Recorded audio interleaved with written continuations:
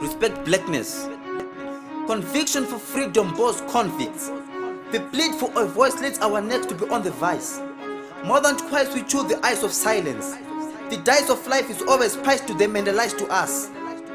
The lack of the black man is the lack of the white man.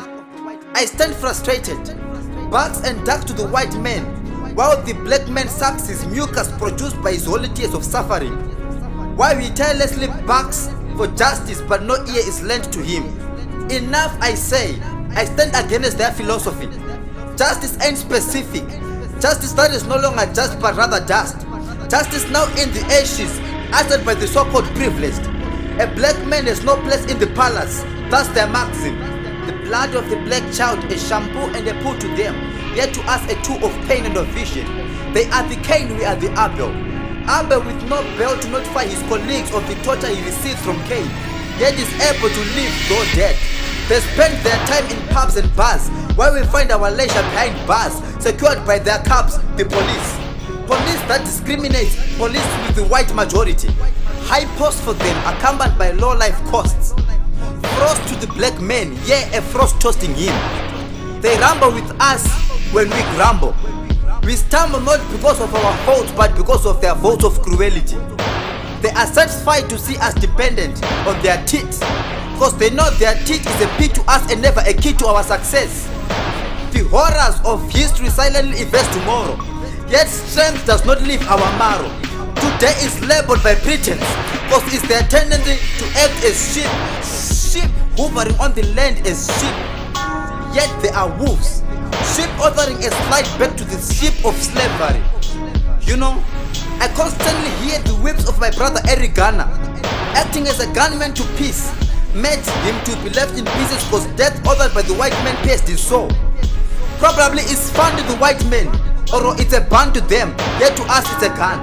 A gun which is applied to the black man yet to take flight soon, because from our experience we develop sight, and the opening of our eyes gives us might. With the might we shall fight the host of forces that tie our world with piles of whips and whips. Pestilence might bite us like a wicked dragon, leaving us in tight positions, but one day light shall shine on us, and we shall recover not only our position but our positions. Every Ghana, rest in peace my bro. The motion in the notion of justice becomes like expired lotion, bringing friction to races, a friction that is authored by the action of the white man. The fiction of injustices neglect the picture of our humanity. The laughter of the white man is conceived when the black man transfigures to be the cow for a slaughter. The white folk must not forget we are human too. We have feelings, we have families, we have an identity, we have visions, we have our lifestyle, we have a religion, and we have policies. Day and night the rhythm of despair by SANDRA blind proves my mental fuck out. Moment upon a blink, the ink of injustice that killed water Scott plugged in my heart. Now I assume the white man claims to initiate social order, yet by doing so his aim is to extinguish the black man from the face of the earth. Maybe that is so harsh, but one thing for sure, he is still in need of slaves. Does it hurt him to see a black man ruling and breathing freely and without a fee? They say the black man is socially illiterate, but whose name is written or marked by the ability to torture? Who is the most violent creature on earth, whose names contain the blood of the innocent black child? Now I ask, how can I cope when I see my brother consistently in the pangs of neglect? How can I forget the torture when the torture of the black man lives, though claimed dead? That's insane. I'm in a state of madness, but the brave code-defied madness. A madness patrolling on the heels of the ills of the so-called righteous. Look at Africa, which is the womb of every black man. Africa has no permanent seat in the United Nations Security Council. Is it all about Africa, or it's about our skin? Food for thought. They ask, whom can we protect? They view us as subject to inferiority. Now I ask, what are the faults with our skin?